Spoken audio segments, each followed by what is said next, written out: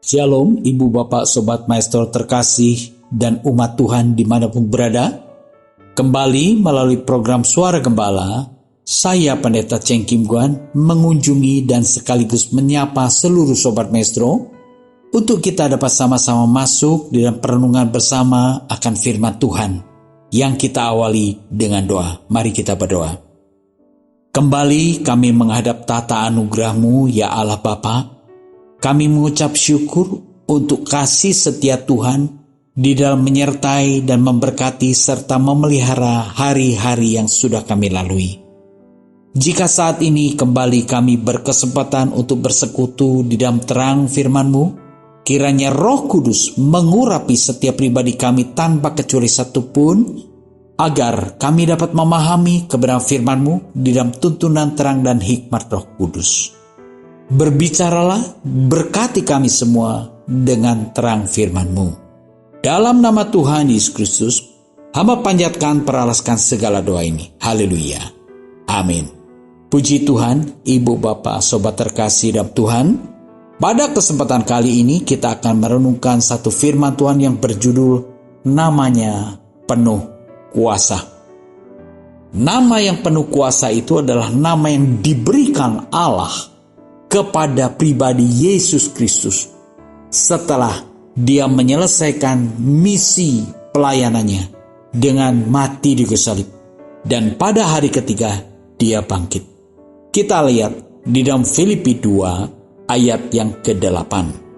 Dan dalam keadaan sebagai manusia, ia telah merendahkan dirinya dan taat sampai mati, bahkan sampai mati di kayu salib.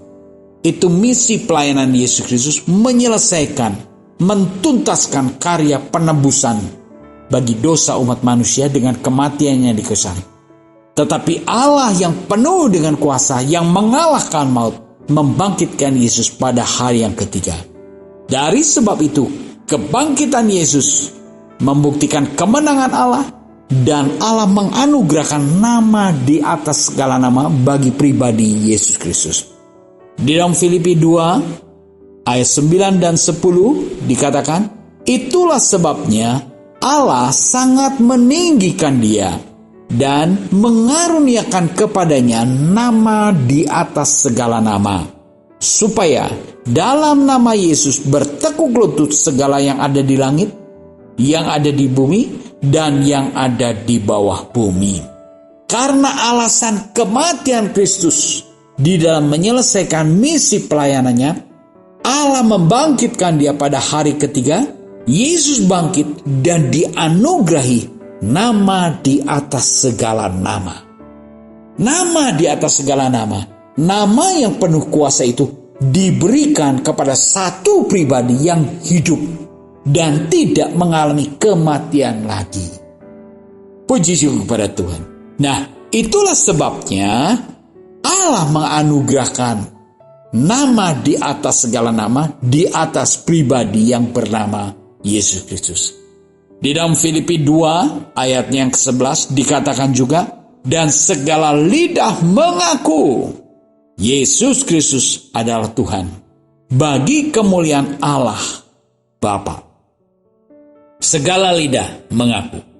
Sekali waktu kelak, seluruh lidah umat manusia harus mengakui Yesus Kristus itu adalah Tuhan. Mungkin saja selama hidupnya tidak semua orang mau menjadikan Yesus sebagai juru selamatnya. Tidak semua orang percaya dan menjadikan Yesus sebagai penebus dosanya.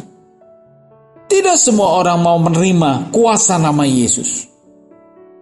Tetapi sekali waktu kelak, mereka yang selama hidupnya menolak nanti, mereka harus mempertanggungjawabkan hidupnya di hadapan pengadilan Yesus Kristus. Dan baru saat itu mereka harus mau tidak mau mengakui Yesus Kristus itu adalah Tuhan. Ibu bapak saudara-saudara terkasih, jelas nama Yesus adalah nama yang penuh kuasa. Jika kita masih diberi kesempatan bernafas, jika kita masih diberi kesempatan untuk mendengar, jika kita masih diberi kesempatan untuk hidup, mari kita jadikan Yesus, nama yang penuh kuasa itu, menjadi jaminan keselamatan. Puji syukur kepada Tuhan. Kita akan melihat satu kesaksian Rasul Tuhan yang semula dia pernah menyangkal Yesus, yaitu Rasul Petrus. Dia saksikan di hadapan mahkamah agama, di dalam gedung mahkamah agama. Dia bersaksi seperti demikian. Di dalam Kisah Para Rasul 4 ayat yang ke-12, dan keselamatan tidak ada di dalam siapapun juga selain di dalam Dia. Sebab di bawah kolong langit ini tidak ada nama lain yang diberikan kepada manusia yang olehnya kita dapat diselamatkan. Ini kesaksian Petrus di hadapan mahkamah agama. Di dalam gedung mahkamah agama, dia bersaksi sedemikian berani. Dia saksikan bahwa nama Yesus Kristus adalah jaminan keselamatan. Tidak ada nama lain di kolong langit ini yang di dalamnya kita beroleh keselamatan. Ini Petrus. Petrus yang pernah menyangka Yesus yang saat itu diadili di dalam gedung mahkamah agama.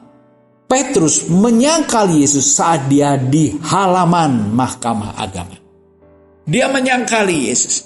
Tetapi sekarang setelah dia diadili di dalam gedung mahkamah agama, Petrus sendiri bersaksi bahwa nama Yesus adalah jaminan keselamatan.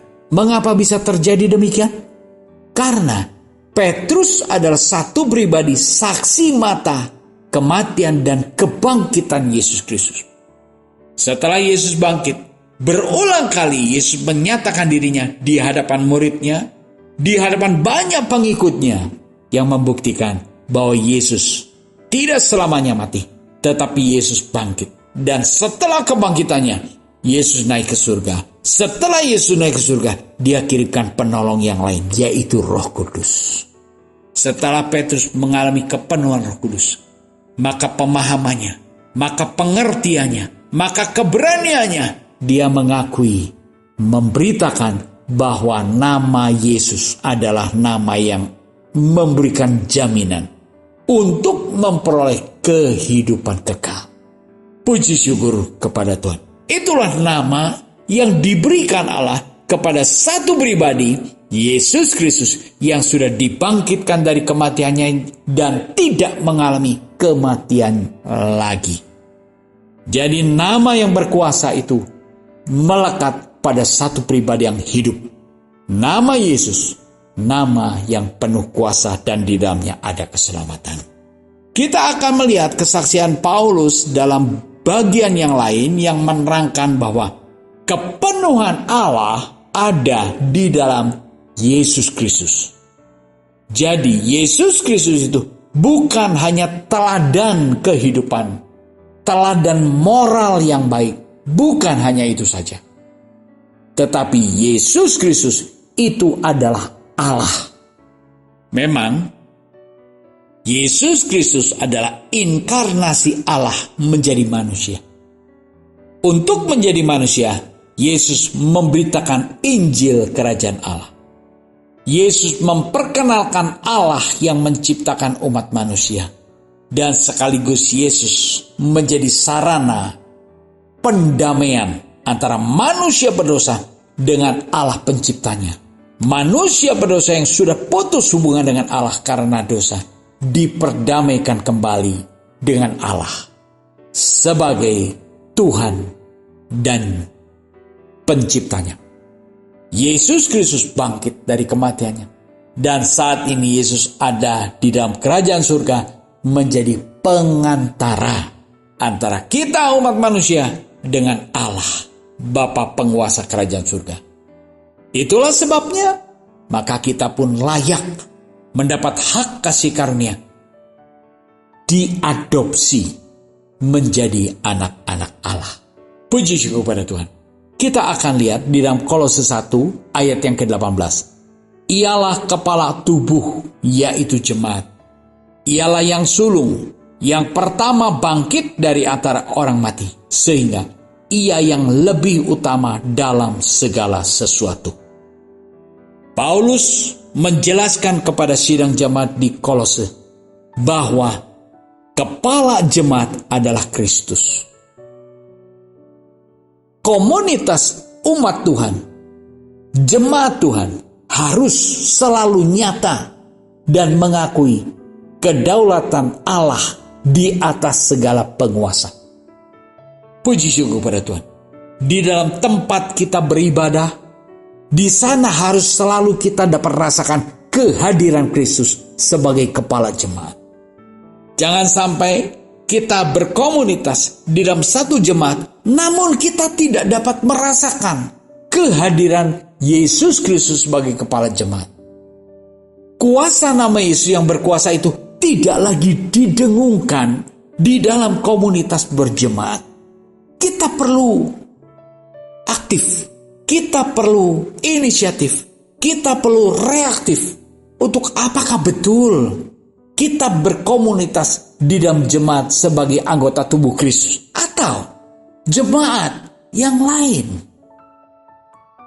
Jika di dalam gereja sudah tidak didengungkan Injil Kristus Yesus, tidak disuarakan lagi kebesaran kuasa nama Kristus, kemungkinan kita sedang tidak dalam komunitas jemaat Kristus. Ini menjadi perenungan bagi kita semua. Menjadi peringatan bagi kita semua. Kenapa? Karena ini akhir zaman. Kita perlu betul-betul menghadirkan Kristus sebagai kepala jemaat di dalam setiap perhimpunan umat Tuhan. Di dalam Kolose 1, 19-20 dikatakan, karena seluruh kepenuhan Allah berkenan diam di dalam Dia, dan oleh Dialah Ia memperdamaikan segala sesuatu dengan dirinya, baik yang ada di bumi maupun yang ada di surga, sesudah Ia mengadakan pendamaian oleh darah salib Kristus. Ini yang diterangkan oleh Paulus kepada jemaat di Kolose. Kepenuhan Allah itu ada di dalam Yesus Kristus. Dia mau mengarahkan kita. Dia mau memperingatkan dan mengajarkan kita bahwa setelah kebangkitan Kristus, setelah Yesus Kristus naik ke surga, Yesus Kristus itu adalah Allah sendiri. Selama di dalam dunia, Yesus Kristus mengaku, menyatakan diri sebagai Allah. Jika kamu melihat aku, kamu sudah melihat Allah. Yesus Kristus menyatakan sebagai sarana yang menghubungkan antara manusia dengan Allah. Dia menyatakan dirinya, akulah jalan dan kebenaran dan hidup. Tidak ada seorang pun sampai kepada Bapa kalau tidak melalui aku. Itu pernyataan-pernyataan Yesus ketika Yesus ada di bumi ini. Ketika Yesus memberikan ajaran dan tuntunan kepada orang-orang untuk percaya kepada Dia. Tetapi setelah Dia mati, bangkit, menyelesaikan dan menjadi pendamai oleh korban penebusannya, pendamai antara manusia berdosa dengan Allah yang penuh kuasa, Dia adalah Allah yang hidup. Di dalam Kolose 1 15-16 dikatakan, Ia adalah gambaran Allah yang tidak kelihatan, yang sulung, lebih utama dari segala yang diciptakan. Karena di dalam Dialah telah diciptakan segala sesuatu yang ada di surga, yang ada di bumi, yang kelihatan dan yang tak kelihatan, baik singgasana maupun kerajaan, baik pemerintah maupun penguasa. Segala sesuatu diciptakan oleh Dia dan untuk Dia. Paulus jelas menjelaskan kealahan di dalam Yesus Kristus. Kepenuhan Allah ada di dalam pribadi Yesus Kristus. Hati-hati. Sebab akhir-akhir ini banyak kembali didengungkan. Yesus Kristus itu bukan Allah. Yesus Kristus itu adalah teladan untuk kita memiliki moral yang baik, bisa berperilaku baik, bisa berbelas kasihan baik seperti Yesus Kristus. Yesus Kristus teladan moral. Tetapi orang yang mengakui Yesus Kristus sebagai teladan moral harus juga memahami dan mengakui Yesus Kristus sebagai Allah. Kapan Kapan dia menjadi Allah? Setelah kebangkitannya. Memang selama hidupnya Yesus Kristus teladan moral, teladan kebajikan. Dia mati sebagai penebusan. Dan dia bangkit, artinya sah penebusan di dalam Yesus Kristus. Lalu dia naik ke surga, tidak bisa kita lihat lagi. Yesus Kristus tidak kita lihat, tetapi di mana dia berada sekarang? Di surga. Menjadi pengantara bagi kita.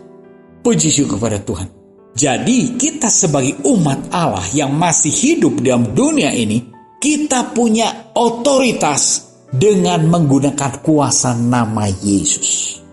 Karena kuasa nama Yesus itu mengklaim kuasa Allah yang maha tinggi. Asal kita gunakan nama Yesus dengan penuh iman, dengan penuh wibawa, dengan penuh kehormatan, dengan penuh kekudusan. Jangan menyebut nama Allah dengan sia-sia. Jangan mempermainkan nama Yesus Kristus dengan cara yang tidak hormat. Dari sebab itu, ibu bapak saudara terkasih, hormati kuasa nama Yesus. Karena itu kuasa pribadi yang hidup. Yesus Kristus hidup. Memang saat ini tidak lagi di bumi ini. Dia sudah naik ke surga. Puji syukur pada Tuhan. Nah, inilah yang menjadi keteguhan bagi kita semua. Kita tidak dibingungkan lagi oleh banyaknya ajaran-ajaran yang menyimpangkan iman pengharapan kita kepada pribadi yang bernama Yesus Kristus. Tetapi sebaliknya, dia menganugerahkan amanat agung. Dia menganugerahkan pesan yang begitu mulia. Kepada siapa? Kepada orang-orang percaya. Kepada murid-muridnya, pribadi Yesus yang menyatakan dirinya bahwa kepenuhan Allah ada di dalam diriku. Kita lihat di dalam Matius 28 ayat yang ke-16. Amanat agung dari Yesus Kristus. Dan ke-11 murid itu berangkat ke Galilea, ke bukit yang telah ditunjukkan Yesus kepada mereka. Matius 28 ayat 17. Ketika melihat dia, mereka menyembahnya. Tetapi beberapa orang ragu-ragu. Setelah Yesus bangkit, menjelang kenaikannya ke surga, Yesus kumpulkan sisa murid yang 11 itu. Ketika 11 orang itu melihat Yesus, sebagian menyembah, tetapi beberapa orang ragu-ragu. Dari antara yang 11 itu pun masih ada yang ragu-ragu. Ibu bapak saudara terkasih, menjadi pengikut Kristus, menjadi murid Kristus yang menyaksikan kematian Kristus, menyaksikan kebangkitan Kristus, itu masih ada yang ragu-ragu. Memang Roh Kudus belum dicurahkan. Masih ada yang ragu-ragu. Ibu bapak saudara terkasih, mungkin juga ada di antara kita. Puluhan tahun kita percaya kepada Yesus. Puluhan tahun kita menjadi pengikut Kristus, bahkan aktif melayani Kristus. Tetapi masih ragu akan kuasa namanya. Ini dituliskan oleh Matius. Beberapa orang masih ragu. Apa yang Yesus lakukan? Apakah Yesus memarahi mereka yang ragu-ragu? Di dalam Matius 28 ayat 18, Yesus mendekati mereka dan berkata, Yesus mendekati mereka, baik yang masih ragu-ragu, baik yang menyembah dia. Yesus mendekati mereka dan berkata, kepadaku telah diberikan segala kuasa di surga dan di bumi. Kepadaku telah diberikan kuasa di surga dan di bumi. Kapan itu? Setelah Yesus bangkit. Segala kepenuhan Allah dinyatakan, dipenuhkan di dalam pribadi Yesus Kristus. Dan kali ini bukan lagi Paulus yang bersaksi, tetapi Yesus Kristus berkata kepada murid-muridnya, kepadaku telah diberikan segala kuasa di surga dan di bumi. Puji syukur pada Tuhan. Ini peneguhan, ini penegasan bagi mereka yang masih ragu akan kuasa nama Yesus. Bagi mereka yang masih ragu akan kuasa kebangkitan Kristus yang penuh dengan kemuliaan Allah. Setelah Tuhan Yesus memberikan peneguhan kepada 11 muridnya itu, lalu Yesus katakan di dalam Matius 28 ayat 19, Karena itu, pergilah. Jadikanlah semua bangsa muridku, baptislah mereka dalam nama Bapa dan Anak dan Roh Kudus. Ini mendapat tugas, mendapat delegasi. Setelah Tuhan Yesus memperbaharui, mengokohkan iman percaya daripada mereka yang ragu. Mereka diteguhkan terlebih dahulu. Setelah mereka teguh, lalu Tuhan mendelegasi mereka menjadi utusan Kristus. Kita pertama-tama harus yakin bahwa Yesus Kristus itu Allah. Bahwa nama Yesus Kristus adalah nama yang penuh kuasa. Dan di dalam nama yang penuh kuasa itu ada jaminan keselamatan kekal. Sehingga kita dapat menceritakan kuasa nama Yesus Kristus kepada semua orang. Mungkin ada yang masih ragu, atau mungkin ada yang belum percaya kepada Yesus Kristus. Berita itu harus kita kumandangkan. Injil Kristus harus kita kumandangkan. Jadikan semua bangsa muridku. Jadi pola pemuridan sudah dilaksanakan sejak zaman Yesus Kristus. Di dalam Matius 28 ayat 20, dan ajarlah mereka melakukan segala sesuatu yang telah kuperintahkan kepadamu. Bukan hanya mengajar, tetapi mengajar mereka untuk dapat melakukan apa yang diajarkan. Wow, ini pola pemuridan. Ya, seorang pengajar baru efektif hasilnya jika tidak hanya mengajar teori, tetapi harus juga mengajarkan praktek. Ajarlah mereka melakukan segala sesuatu yang telah kuperintahkan kepadamu. Dan ketahuilah, aku menyertai kamu senantiasa sampai kesudahan alam. Ada penyertaan Tuhan. Bagi mereka yang siap menjadi alat di dalam tangan Tuhan. Siap menjadi pemberita, pewarta Injil Kristus. Memperkenalkan nama yang penuh kuasa. Ada kuasa yang menyertai. Ada penyertaan Tuhan. Puji syukur kepada Tuhan. Ibu, bapak, saudara-saudara terkasih. Biarlah melalui perenungan bersama pada kesempatan kali ini, kita betul-betul mengaminkan kuasa Yesus Kristus baru lalu, kuasa kebangkitan Yesus Kristus baru lalu kita alami. Sekarang memang Yesus tidak lagi di bumi ini. Kita tidak bisa melihat di mana rupa seperti apa Yesus, tetapi kita punya keyakinan Yesus bertahta di dalam kerajaan surga. Sebagai Raja, sebagai Allah, Dia adalah pengantara kita antara manusia dengan Allah Sang Pencipta. Dari sebab itu, kita mendapat tugas untuk bersaksi memberitakan berita keselamatan bagi banyak orang. Puji syukur kepada Tuhan. Biarlah perenungan pada kesempatan kali ini menjadi berkat kekuatan, memotivasi kita, mendorong kita untuk kita mau mewartakan berita sukacita yang menyelamatkan, yaitu di dalam kuasa nama Yesus Kristus. Tuhan memberkati. Mari kita berdoa. Terima kasih Tuhan untuk beberapa ayat firman-Mu yang kami renungkan pada kesempatan kali ini. Hamba-Mu berhenti bicara, tetapi firman-Mu hidup oleh karena Roh Kudus. Memberkati seluruh pendengar Maestro, seluruh umat Tuhan dimanapun berada. Sehingga kami kembali dibangkitkan dengan roh yang menyala-nyala. Kami berpengharapan di dalam kuasa nama Yesus. Dengan roh yang menyala-nyala, kami berani memberitakan, bersaksi tentang kuasa nama Yesus yang penuh kuasa dan ada jaminan keselamatan kekal. Dalam nama Tuhan Yesus Kristus, hamba panjatkan, peralaskan segala doa ini. Haleluya. Amin.